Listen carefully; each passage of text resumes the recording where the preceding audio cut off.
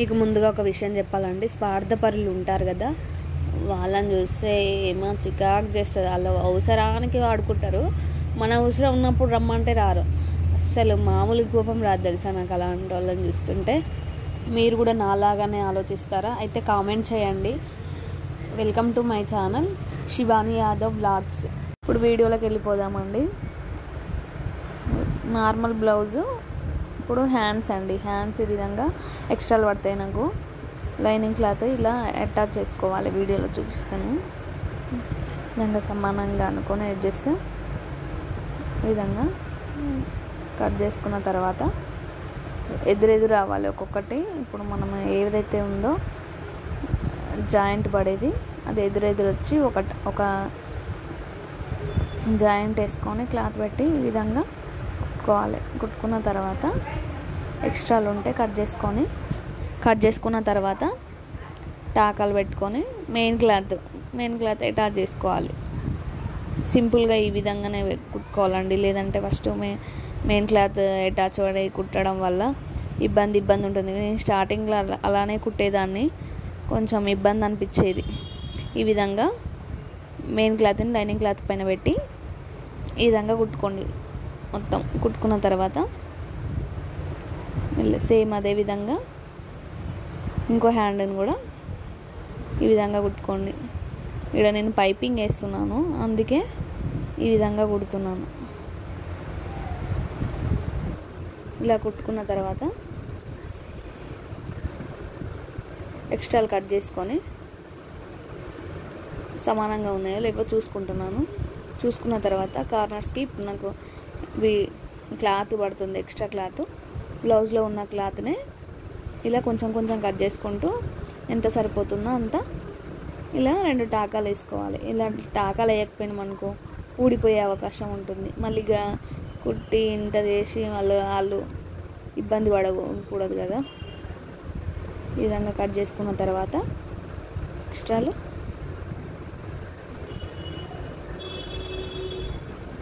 ఇలా అటాచ్ చేసుకోవాలి. 2 సైడ్స్ పడుతుందండి నాకు. అలా 2 సైడ్స్ వచ్చేటట్టే కట్ చేసుకోవాలి. ఎందుకంటే మళ్ళీ అది మధ్యలో బార్డర్ ఉంది కదా, ఆ బార్డర్ అనేది 1 సైడ్ వచ్చి ఇంకో సైడ్ రాకుండా ఉంటుంది. అలా కరెక్ట్ మంచిగా ఉండదు లుక్ చూడడానికి. అందుకే సమానంగా వచ్చేటట్టే పెట్టుకోవాలి, 2 సైడ్స్ వచ్చేటట్టు.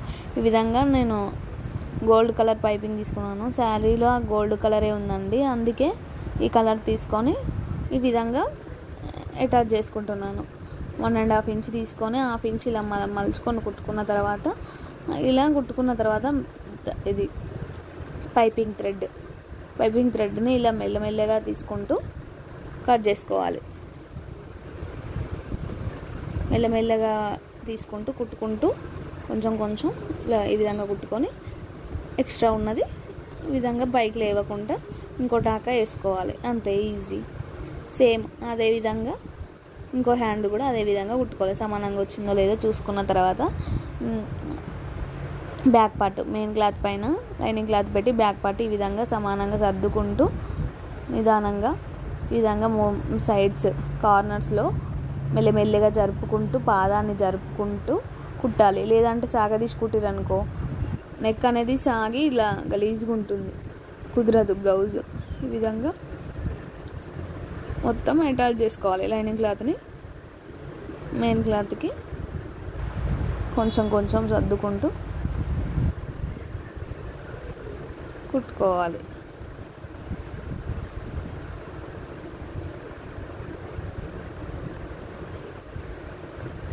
కుట్టుకున్న తర్వాత ఎక్స్ట్రాలు కట్ చేసుకొని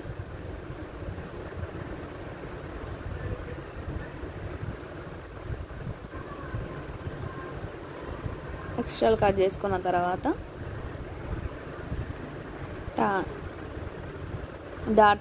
మనం డాట్స్ పెట్టుకున్నాం కదా, నడుము డాట్స్ ఈ విధంగా 3 ఇంచెస్ లెవెల్లో వేసుకోవాలి. డాట్స్ వేసుకున్న తర్వాత పట్టి బెల్ట్ నడుము పట్టి సమానంగా కట్ చేసుకొని జాయింట్ పడితే జాయింట్ వేసుకొని 2 సైడ్స్ జాయింట్ వేసుకోవాలి. లేదంటే ఊడిపోతుంది అది జాయింట్ 1 సైడ్ వేస్తే. ఈ విధంగా జాయింట్ వేసుకొని పాయింట్ దగ్గర కొంచెం మలుచుకోవాలి. మలుచుకుంటేనే ఫినిషింగ్ అనేది నీట్గా కనిపిస్తుంది.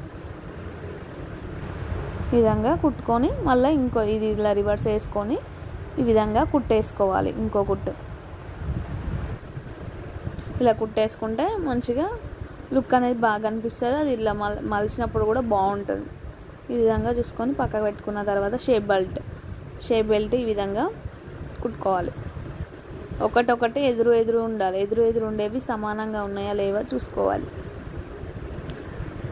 మెయిన్ క్లాత్ నాకు అటాచ్ పడుతుంది. ఈ విధంగా పెట్టుకొని ఇంకో టాకా ఎక్స్ట్రా వేసాను. ఈ విధంగా ఎదురు మెయిన్ క్లాత్ మీద లైనింగ్ క్లాత్ పెట్టి రివర్స్ చేసుకోవాలి. మెయిన్ క్లాత్ మెయిన్ సైడ్ పెట్టుకున్న తర్వాత ఈ విధంగా మళ్ళీ ఇంకో కుట్టు వేసుకోవాలి. సేమ్ అదే విధంగా రెండు ఈ విధంగానే కుట్టుకోవాలి. కుట్టుకున్న తర్వాత మళ్ళీ ఇంకో టాకా వేసుకోవాలి. మెయిన్ క్లాత్ లైనింగ్ క్లాత్ పైన పడే విధంగా ఇలా కుట్టుకుంటే లుక్ అనేది చాలా మంచిగా కనిపిస్తుంది. ఇలా ఎక్స్ట్రాలు ఉంటే కట్ చేసుకొని పక్కకు పెట్టుకోవాలి. ఇప్పుడు పక్కకు పెట్టుకున్న తర్వాత ఫ్రంట్ పార్ట్ రెండు ఎదురు వచ్చేలాగా చూసుకోవాలి. మెయిన్ ఫస్ట్ ఇదే థింక్. మనం ఆపోజిట్ కుట్టినాం అనుకో, బిగినర్స్ అయితే ఆపోజిటే కుడతారు ఖచ్చితంగా తెలియక.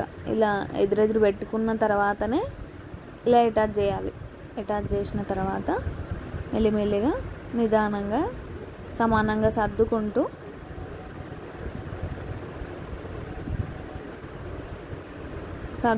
ఈ విధంగా కుట్టుకోవాలి. రెండు అదే విధంగా కుట్టుకోవాలి. ఇప్పుడు ఒకటేమో నెక్ కాంచి వచ్చింది కదా, ఇదేమో ఉక్సుల కాంచి వస్తుంది. అలా వస్తేనే సేమ్ ఎదురు పక్కన వస్తాయి. లేదంటే మనం సేమ్ కుడితే సేమ్ వస్తాయి రెండు. మళ్ళా ఇప్పుకొని కుట్టుకోవడం టైం వేస్ట్ అవుతుంది. మనం ముందే చూసుకున్నామంటే ఇలాంటి ప్రాబ్లమ్స్ రావు. మెయిన్ బిగినర్స్కి అయితే ఎక్కువ ఇవే ప్రాబ్లమ్స్ వస్తుంటాయి. ఈ విధంగా ఎక్స్ట్రాలు కట్ చేసుకోవాలి. కట్ చేసుకున్న తర్వాత డాట్స్ ఎలా కుట్టాలో చెప్తాను ఇప్పుడు.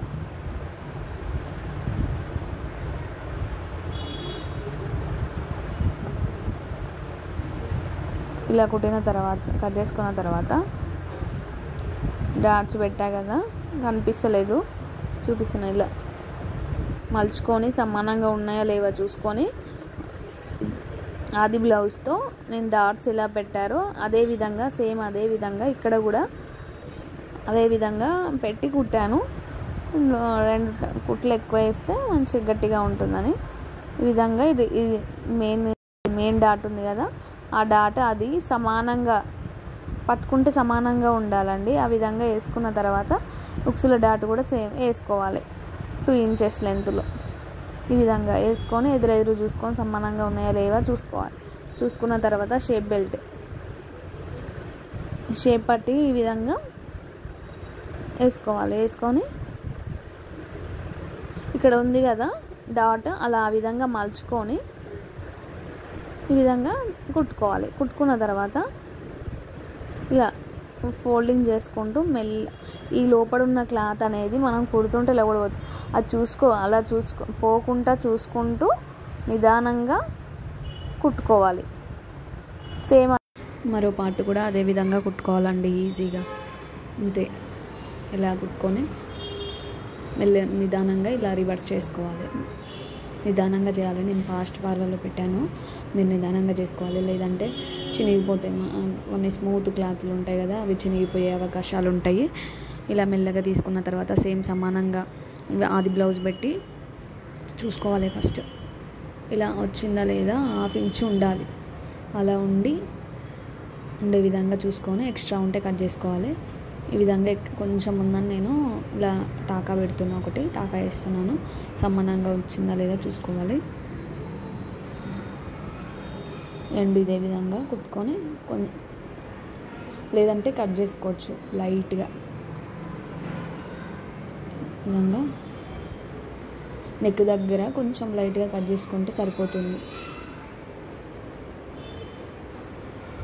కుట్టుకున్న తర్వాత కాజా పట్టి, ఇప్పుడు ఉక్సుల పట్టి వేస్తున్నాను. ఇలా ఈ విధంగా కొంచెం 2 ఇంచెస్ క్లాత్ తీసుకొని ఈ విధంగా కుట్టుకోవాలి. మళ్ళీ ఇలా మలుచుకొని వీడియోలో చూపించిన విధంగా మలుచుకొని రివర్స్ చేసుకొని ఈ విధంగా పెట్టుకోవాలండి. కుట్టుకొని ఎక్స్ట్రాలు ఉంటే కట్ చేసుకున్న తర్వాత కాజాల పట్టికి లైనింగ్ క్లాత్ మెయిన్ క్లాత్ పెట్టి ఇలా వీడియోలో చూపించిన విధంగా నిదానంగా జరుపుకుంటూ